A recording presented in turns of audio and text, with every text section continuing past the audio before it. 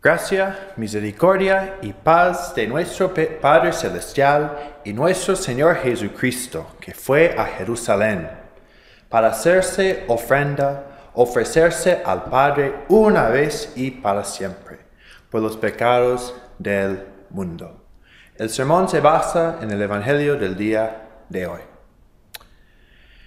Hermanos y hermanas, aquí en el Evangelio de San Marcos vemos a Jesús distinguir entre dos clases de cristianos, dos grupos de gente, personas que viven de la iglesia y personas que viven para la iglesia, personas que ven a la iglesia como fuente de ganancia, cuyo Dios es la barriga que van de mal en peor, y personas que ven a la iglesia como fuente de oportunidades para servir al prójimo, para compartir la palabra, el perdón que Cristo ganó gratuitamente para cada uno de nosotros con los demás, para ayudar al cuerpo de Cristo. Porque en los primeros versículos de nuestra lectura de San Marcos vemos de verdad una situación terrible. Jesús está describiendo una situación verdaderamente terrible. Desafortunadamente para muchos de nosotros seguramente es un mundo, una situación demasiado bien conocido. De personas que buscan los halagos de los demás, que quieren que se les sirva, que quieren que se les alabe, que quieren, personas que quieren el primer lugar en la mesa, personas que buscan el primer lugar en la sinagoga, en la iglesia. No obstante, en la segunda mitad de nuestra lectura vemos todo lo contrario. Vemos cómo en ese mundo, en ese caos de orgullo y de vanidad, hay verdaderos ejemplos, hermanos, que son inspiraciones de cómo vivir como un cristiano. Porque aquí, en la segunda mitad de nuestra lectura, tenemos una señora, una viuda, pobre y simple, humilde, que echa su ofrenda en el arca, sin comentario, en el cofre de monedas. Ahora, a ver, hermanos, ¿quién de ustedes se acuerda? ¿Cuánto echó? ¿2 monedas de muy poco valor? No. Bueno, sí, pero no. Echó de verdad todo lo que tenía, todo su sustento, que terminó siendo 2 moneditas de muy poco valor, como leemos en la lectura del Evangelio del día de hoy. Porque en nuestra lectura, en el Evangelio de San Marcos, tenemos, hermanos, un verdadero milagro. Como esas 2 moneditas de muy poco valor, ante Dios fue más que todos los demás habían echado. Porque al fin y al cabo, ante Dios, no es la cantidad que importa, no es el valor. Un corazón contrito y humilde es el sacrificio que agrada al Señor. Ella, hermanos, es el primer ejemplo. Y el segundo ejemplo es Jesús. Así, hermanos y hermanas, en cuanto a los gastos que la iglesia tiene que cubrir, se puede hacer referencia a 2. La primera, y más importante, sin lugar a dudas, es la deuda del pecado.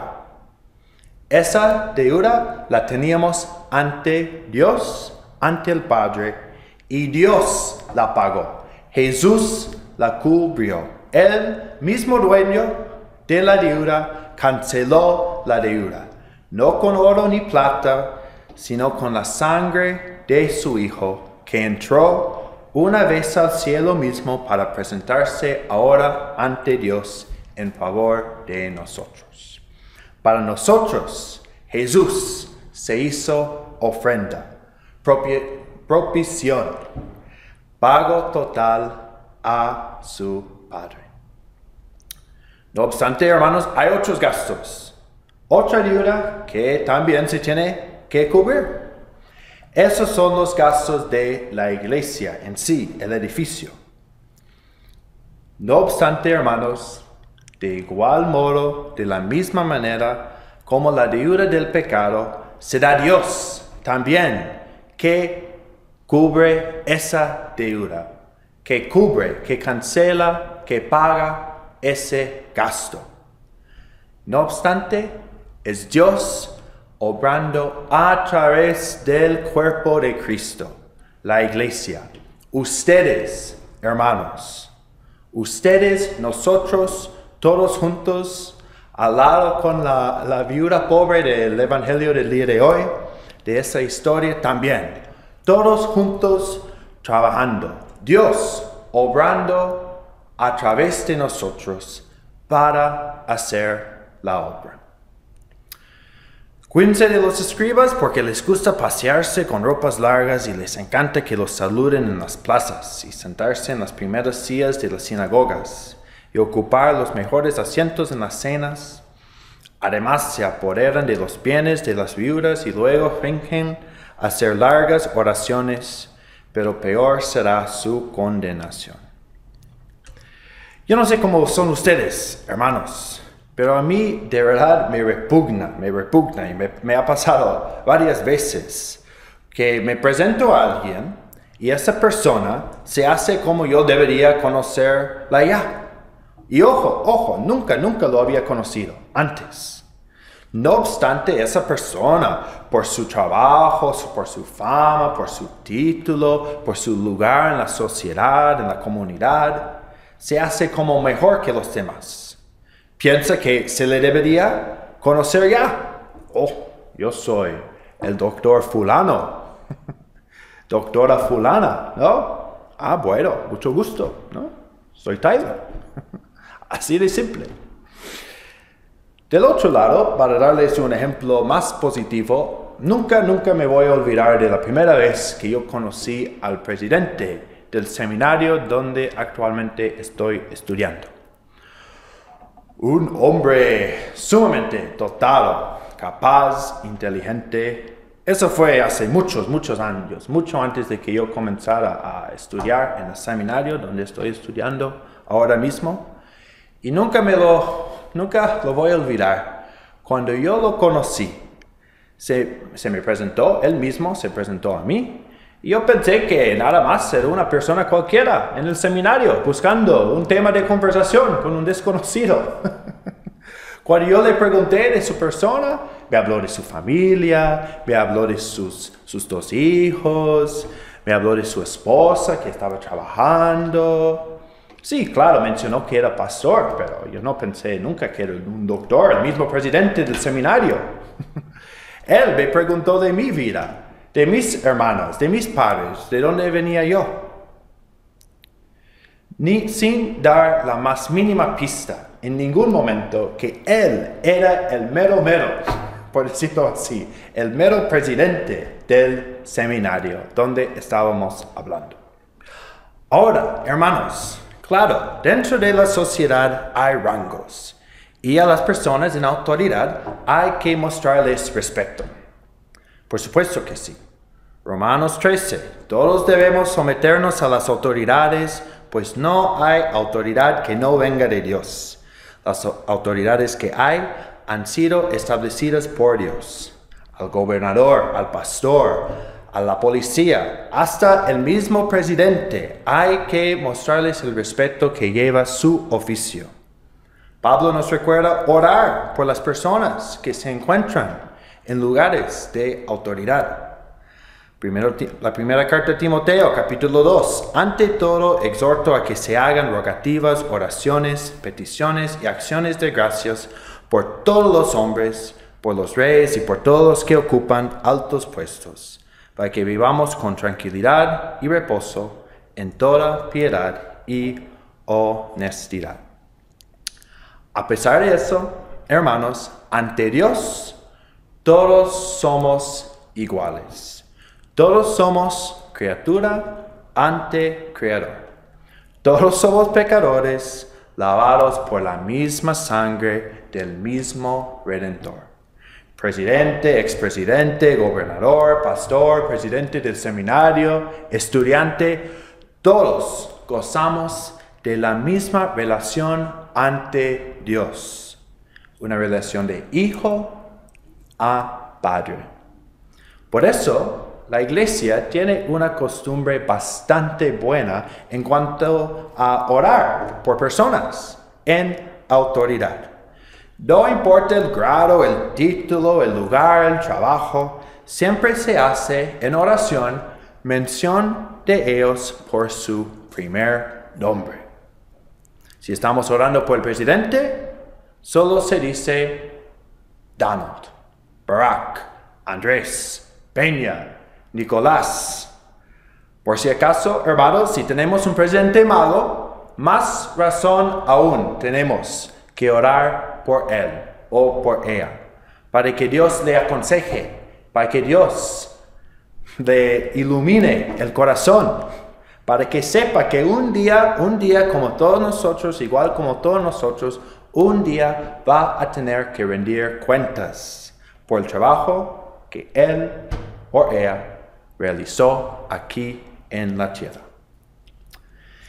Jesús estaba sentado frente al arca de las ofrendas y miraba cómo la gente echaba sus monedas en el arca. Muchos ricos echaban mucho, pero una viuda pobre llegó y echó 2 moneditas de muy poco valor. Entonces Jesús llamó a sus discípulos y les dijo: de cierto les digo que esta viuda pobre echó más que todos los que han echado en el arca, porque todos han echado de lo que les sobra, pero esta de su pobreza echó todo lo que tenía, todo su sustento.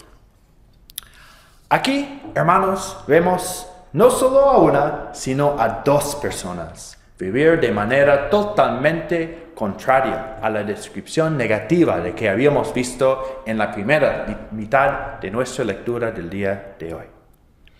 La primera, obviamente, es la viuda pobre. Y hablaremos más de ella dentro de poco. Pero no obstante, hay otra persona también. Y esa persona es Jesús. Jesús está ahí en el templo sentando.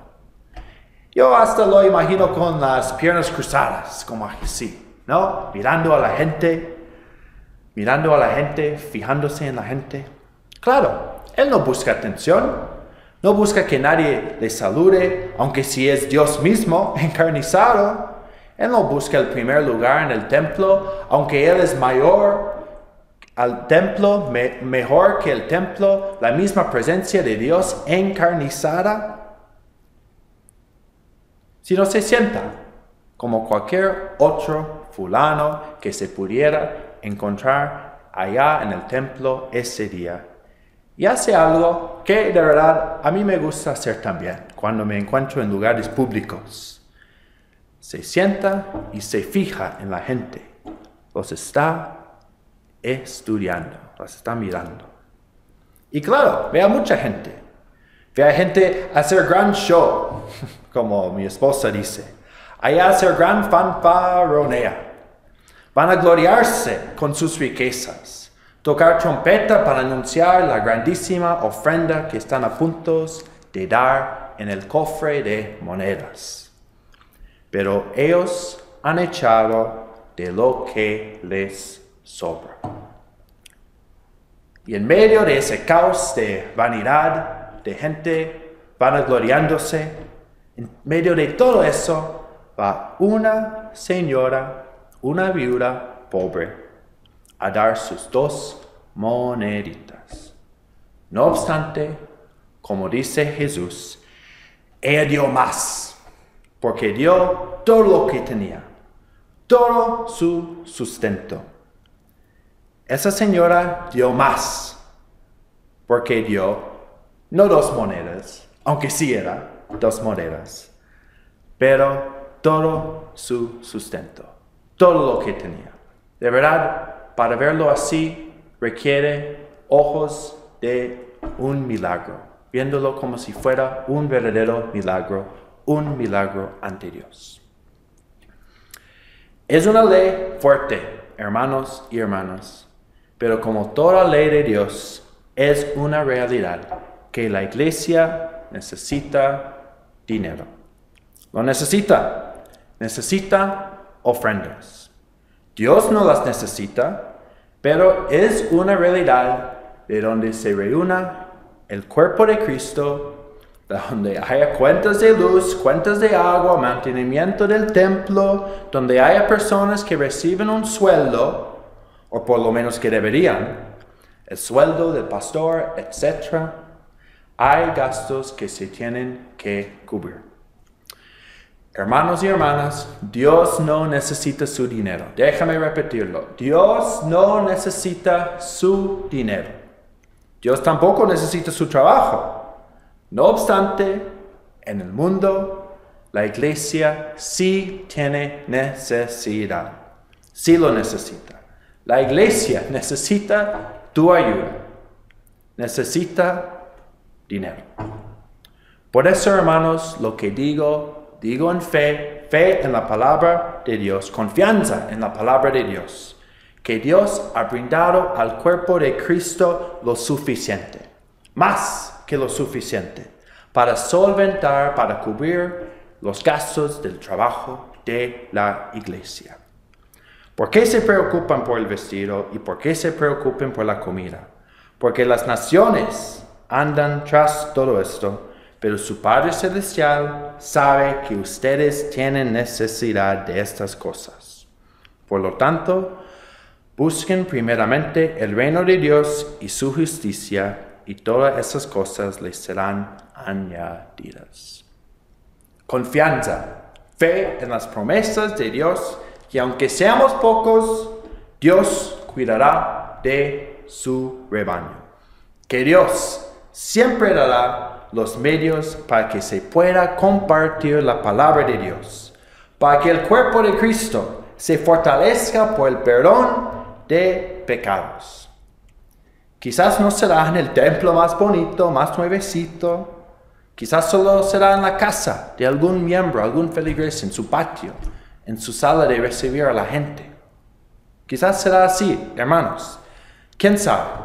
Solo Dios.